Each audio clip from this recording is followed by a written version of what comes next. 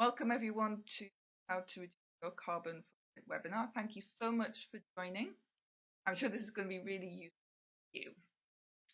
Today we're going to talk around 30 minutes, and what would be great is if you could pop any questions, thoughts and feedback into the comments, and do stay till the end as I have a little free giveaway for you that will help you with carbon footprint, so do keep watching.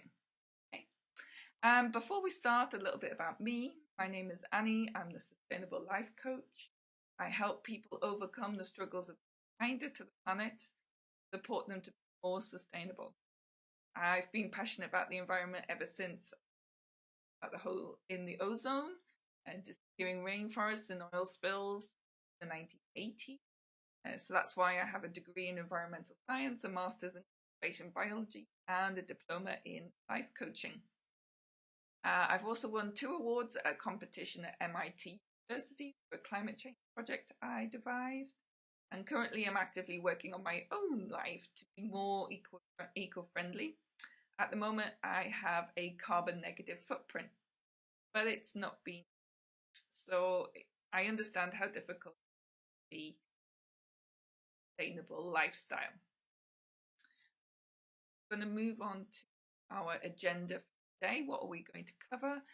First of all, we're going to look at what is a carbon footprint, and following up by why should we have a carbon footprint, and ask some questions about why you want to have a carbon footprint, looking at some of the barriers that we might face to changes, and then useful solutions to those barriers. And we're going to then deep dive into one of those solutions about creating a plan, and then we'll be talking about how to put that plan into action. I'll just give you a little bit about how sustainable life coaching can help you, summarize all of that with our takeaways, and then give you some suggestions, next steps of what to do. Okay. So let's dive straight into what is a carbon. Well, carbon footprint is a measure that describes how our personal lifestyle impacts the planet. The definition is about total greenhouse gas emissions by a person, place, product, an event, organization, service, and uses a carbon dioxide equivalent to measure that. So carbon dioxide, methane, nitrous oxide, and fluorinated gases trap heat in the atmosphere. And most of an individual's carbon footprint will come from transportation, housing, and food. For the UK average, the carbon footprint is about 9 tons. US is 20 tons and Australia is 25 tons. So this is important for. So, alright, so we know where it's coming, what it is, but why should we reduce our carbon footprint? Well, the problem occurs because the planet doesn't have enough capacity to absorb all the carbon dioxide from our activity. So reducing carbon footprint is essential. We can live within the means and its capability to absorb that carbon dioxide. And now, if that doesn't happen, how will it affect us? Well, all that carbon dioxide is bad for the environment. So when heat is trapped within the atmosphere, that means that we experience things like droughts with crops, plagues of insects, and around about a 1.5 Celsius average rise might put around 20 to 30% of all species at risk of extinction. If the planet warms by more than 2 degrees, equals that, for example, if the oceans warm up till the coral reef, that is a source for many species of fish, and then we'll see a collapse in that chain ecosystem. How will animals survive with the environment? So that will be really bad for us as well. So it is bad for the economy as well. Paying a lot of money, construction, property, pay health services, temperatures affect farming. It might also mean that people are unable to work outside certain employment sectors, tourism, sports, maintenance, construction work, certain industrial sectors, hot outside. It's also bad for our health. Warming in the atmosphere increases the spread of pathogens. For example, malaria might be prevalent in areas at the moment, but that means malaria prevalent. Pollution sticks around for longer, so we have problems with that. Farmers have complied because they have water in their life. So, it affects mental health as well, especially if people are experiencing flooding, loss of their house or business, all affects us. Can be from these extreme weather events, which are becoming more frequent, deadly. Got heat waves, wildfires, hurricanes, flooding, storms, all these kind of weather events. News. There will be mass migration as well. All these pressures on the environment and the economy. Climate change from areas humans can survive. And employment. There will be a loss of land, the rise in the sea levels, higher global temperatures, the ice in the polar caps, and in glaciers, levels increase by 1 to 8 feet. This will mean that islands could disappear. Think about if you've been to the beach recently, might not be there very much longer. And there's some other reasons that we can think of why our carbon footprint. Conflict is one of them. We've already seen people fighting over resources currently, but that will get worse. Fight over some basic resources, water, land, etc. Those are some of the reasons why we should reduce our carbon. But I want to think about why you want to reduce carbon footprint. Really good to think about why this is important to you. Find out your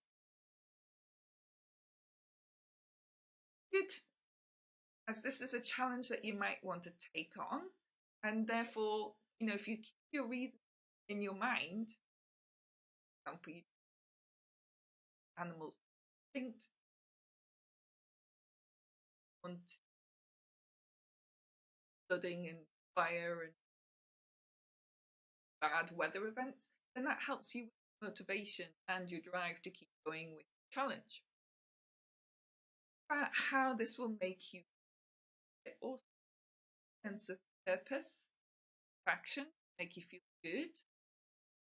How will you measure your actions, progress? What does reduced carbon footprint look like to you? And who will it involve? Self, of your family? Do it with some of you.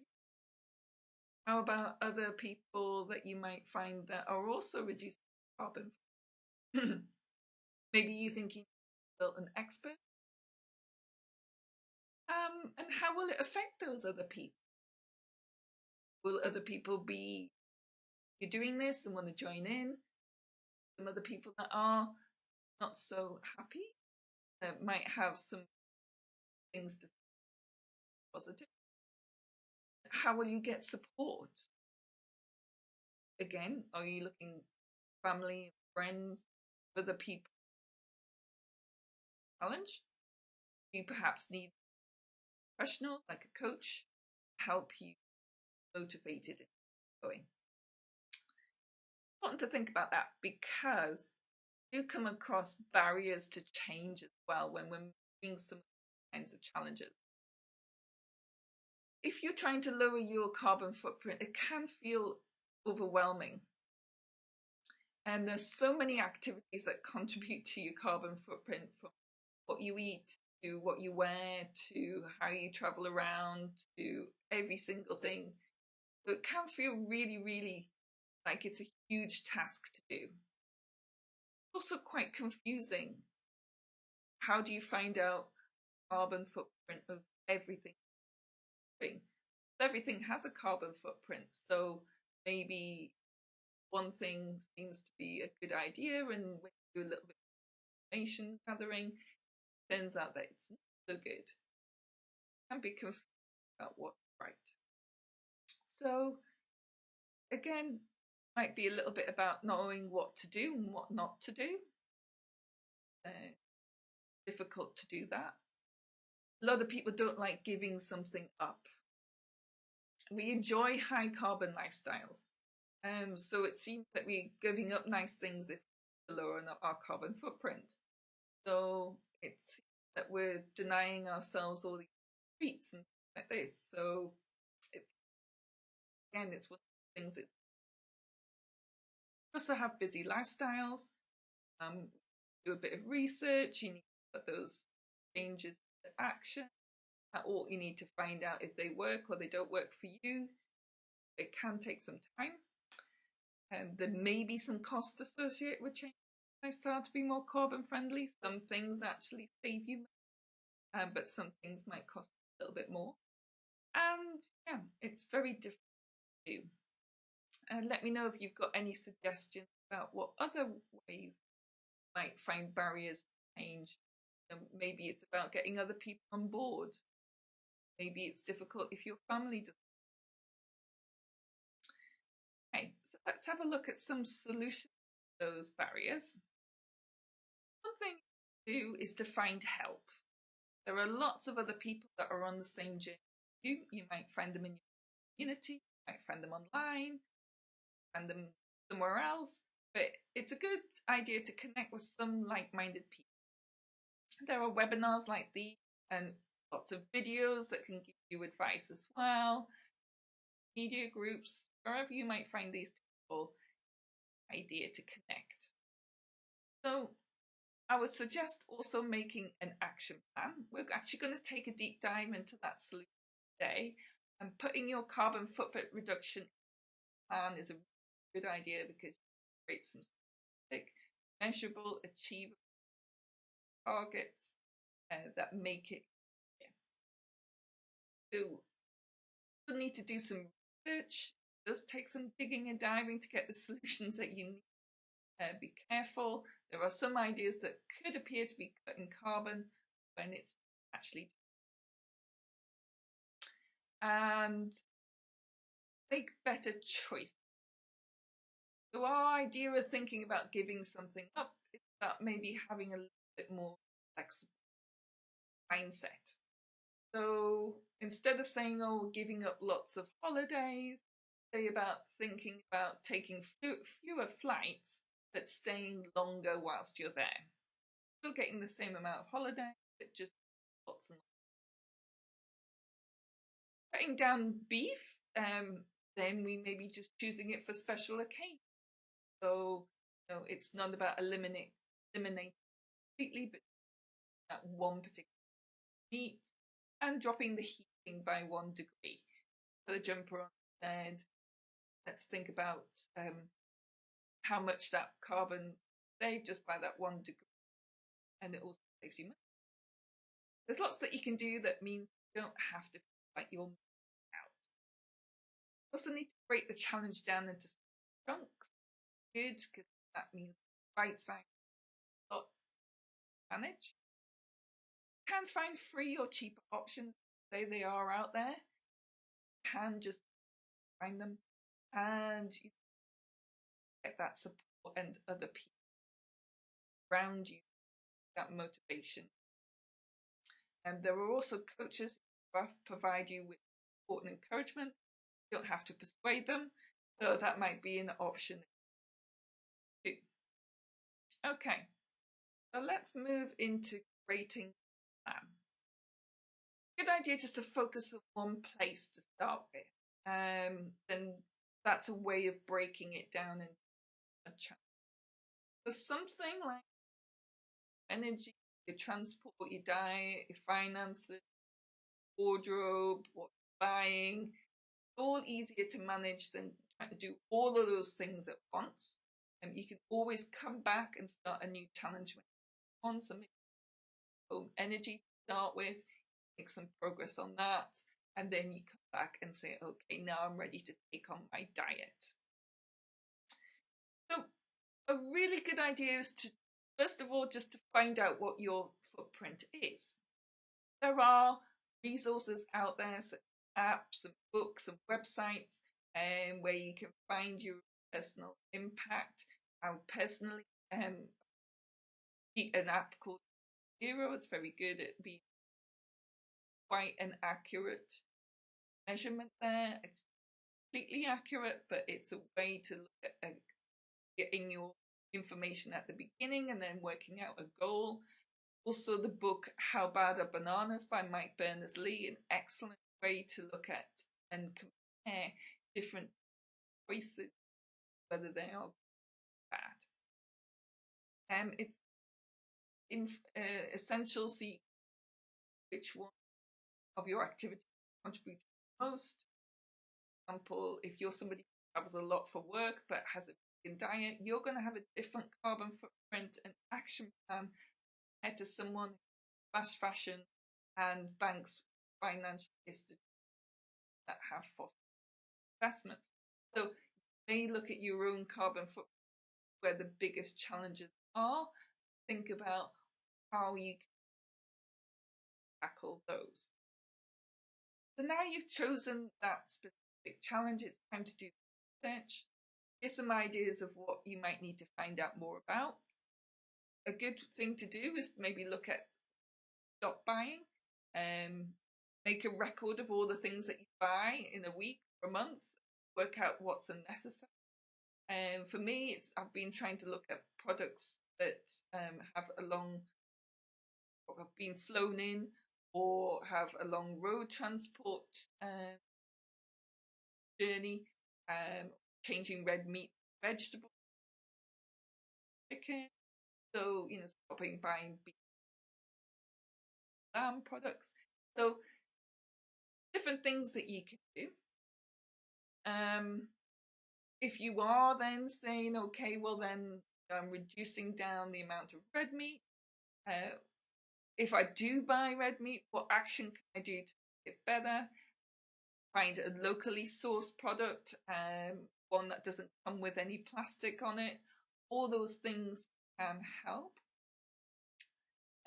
Could I use another solution? For example, if you're thinking about carpooling, and your work doesn't do a carpool scheme, maybe you can. And also just need to check that there are ethical companies. You're choosing different products, be aware that some may be bought by larger companies. So look into websites such as Ethical Consumer to help you there.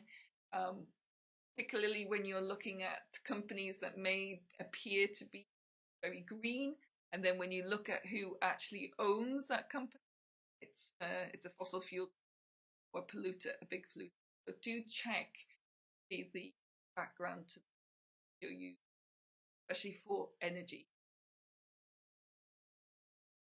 Okay, so then we need to think about some easy, medium, and hard goals that are specific to you and your budget and all carbon footprint. So, for example, if we choose transport, let's think of some easy goals that we can do. If you clear out the car and take out any extra weight that is in there, you're going to be saving not only on fuel, also on carbon footprint. So make the car lighter. Pretty easy to schedule it. It may be that you could use public transport for trips, or you could condense your trips together. So instead of doing 3 or 4 journeys, one day where you do all of those, and you're only making 2 journeys instead. And sometimes it's been lovely weather this week. We pop out and walk instead of taking our. So that would be. So those things that you might want to put in your. Okay.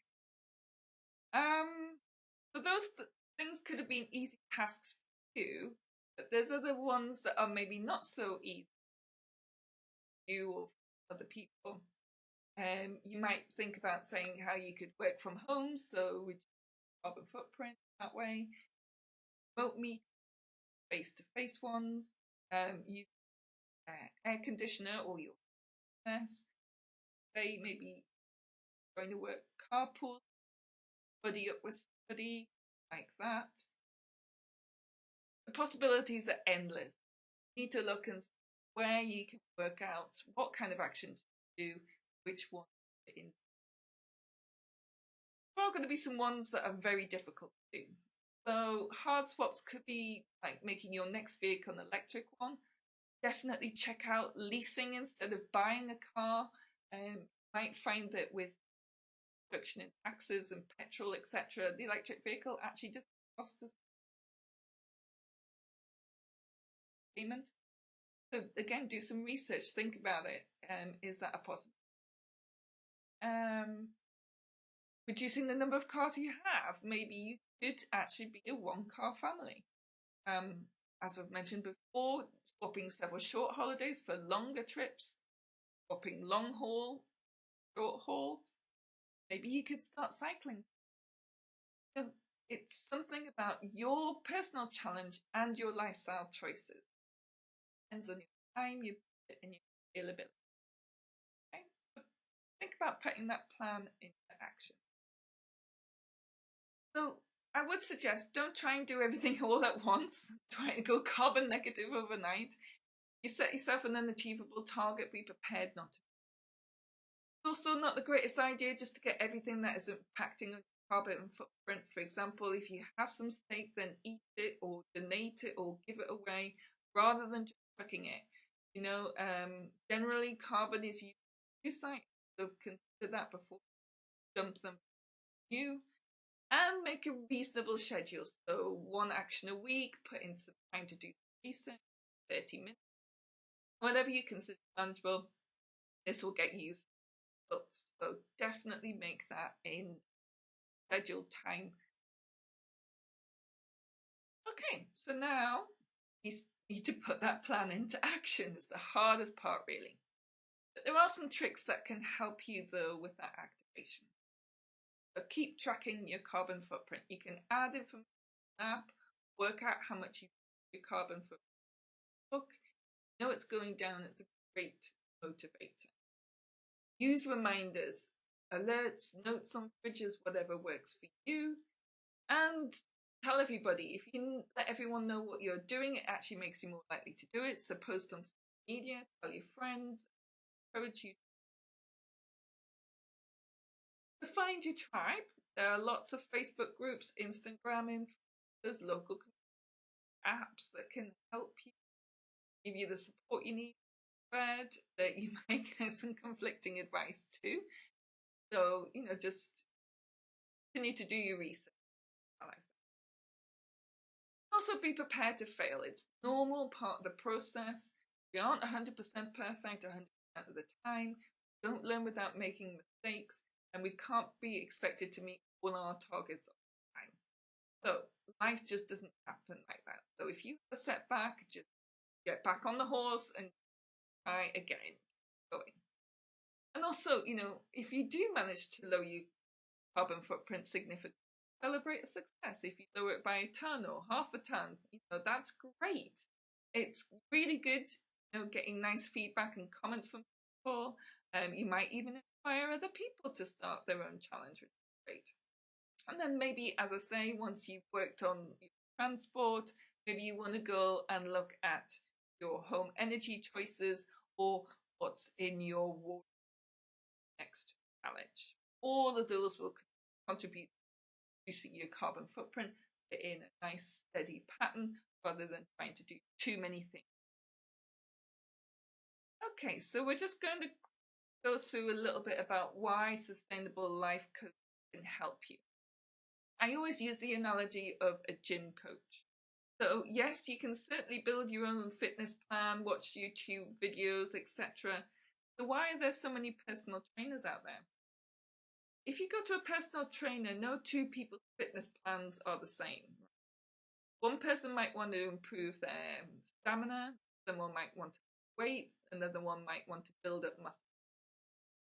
So a personal trainer will put an exercise plan together specific for your fitness goal, and that will be different if you want to improve stamina compared if you want, depending on what kind of things that you like doing it. They also make sure that you turn up and put in 110% effort, right? The personal trainer can also adjust the plan if needed, help you if you're struggling with. Plus, they give you those words of encouragement and high fives that you need to keep going, especially when it's tough. Exactly the same with a life coach. They create a plan for you, whether you want plastic, beauty products, or reduce your carbon footprint. Coach is there to help you create a plan that's right for you, actions in a reasonable time frame. They also make sure that you're actually putting the plan into action, in holding you accountable, and check up on your progress. It means that you will get better results. Someone who you can bounce ideas off and assist you when you need to find solutions. Make sure that you know how to overcome those barriers you know about before and celebrate your success.